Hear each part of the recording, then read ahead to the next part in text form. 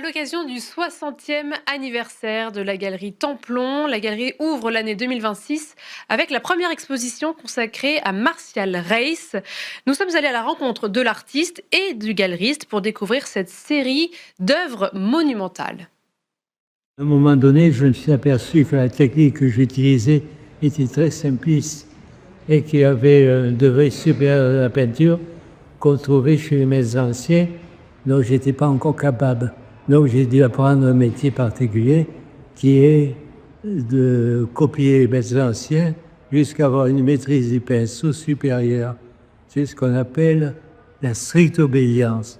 Respecter les maîtres anciens strictement pour progresser, pour être plus profond, plus réel, plus lié à l'histoire de la peinture. Je pense qu'il y aura toujours des jeunes gens qui auront compris qu'il faut être dans la stricte obédience, c'est-à-dire s'inscrire vraiment dans l'histoire de la peinture, bien, et pour cela, au départ, bien la connaître, et bien faire des copies de maîtres, etc.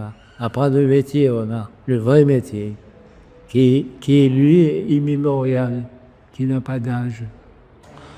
Martial Reis a été, entre 60 et 70, un des artistes les plus connus, appréciés, exposés, vendus au monde.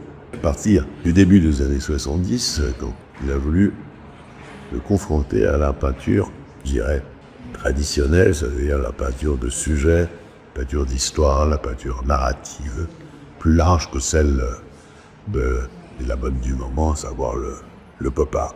Donc il a pu tous les grands maîtres de l'histoire de l'art, les musées, et c'est de ça dont il s'est inspiré et dont il s'inspire toujours.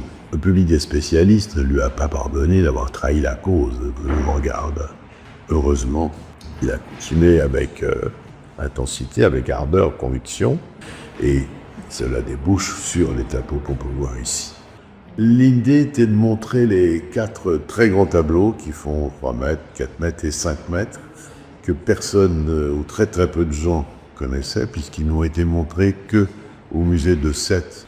Donc Martial Reis, c'est un homme qui aura été courageux en permanence, de se remettre en question de façon radicale une fois, et de continuer.